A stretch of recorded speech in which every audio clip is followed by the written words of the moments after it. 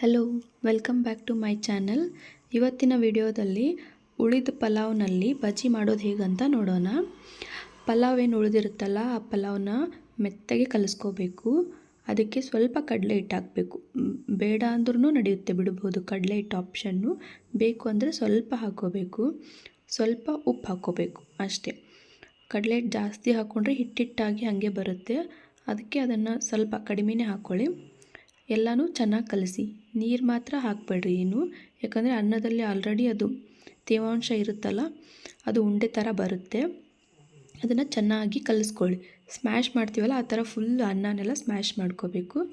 ಚೆನ್ನಾಗಿ ಕಲಿಸ್ಕೊಂಬಿಟ್ಟು ಅದನ್ನು ನಾವು ಉಂಡೆ ಬೀಳಲಿಕ್ಕೆ ನಿಮಗೆ ಯಾವ ಸೈಜ್ ಬೇಕು ಆ ಸೈಜ್ನ ಉಂಡೆ ಮಾಡ್ಕೊಳ್ಳಿ. ಚಿಕ್ಕ ಚಿಕ್ಕದಾಗಿ ಮಾಡ್ಕೊಳ್ಳಿ. ಅದನ್ನು ಚಿಕ್ಕ ಚಿಕ್ಕದಾಗಿ ಉಂಡೆ ಮಾಡಿಕೊಂಡು ಒಂದು ಸೈಡ್ ಇಟ್ಕೊಳ್ಳಿ. ಇಟ್ಕೊಂಡಾದಮೇಲೆ ಎಣ್ಣೆನ ಬಿಸಿ ಮಾಡಲಿಕ್ಕಿಡಿ. ಎಣ್ಣೆ ಬಿಸಿ ಮಾಡಲಿಕ್ಕಿಟ್ಟು ಎಣ್ಣೆ ಚೆನ್ನಾಗಿ ಕಾದ್ಮೇಲೆ ಅದನ್ನು ಏನು ಉಂಡೆ ಮಾಡಿ ಇಟ್ಕೊಂಡಿರ್ತೀರಲ್ಲ ಪಲಾವಿಂದ ಮಾಡಿರೋದನ್ನು, ಅದನ್ನು ಎಣ್ಣೆಯಲ್ಲಿ ಬಿಡಿ. ಬಿಟ್ಟ ತಕ್ಷಣವೇ ಏನು ಸ್ಪೂನ್ ಹಾಕಿ ಇದನ್ನು ಮಾಡಬೇಡಿ.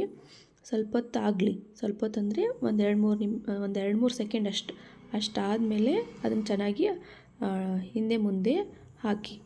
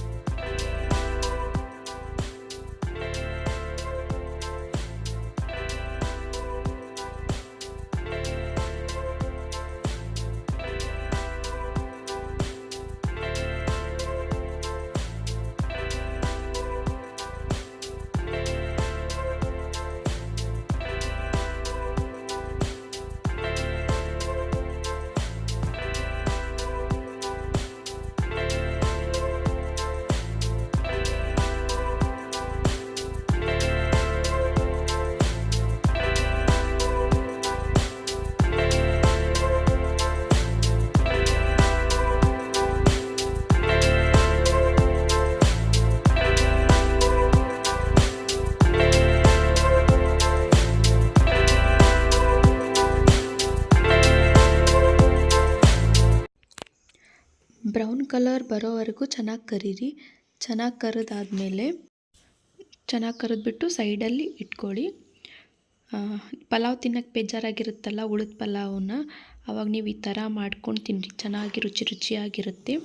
ಅದರೊಳಗೆ ಈ ಕ್ಲೈಮೇಟಿಗೆ ಒಳ್ಳೆಯ ಆಪ್ಷನ್ ಇದು. ನಿಮಗೆ ಈ ವಿಡಿಯೋ ಇಷ್ಟ ಆಯಿತು ಅಂತ ಅನ್ಕೋತೀನಿ. ಲೈಕ್ ಮಾಡಿ, ಸಬ್ಸ್ಕ್ರೈಬ್ ಮಾಡಿ, ಹಾಗೆ ಶೇರ್ ಮಾಡಿ. Thank you.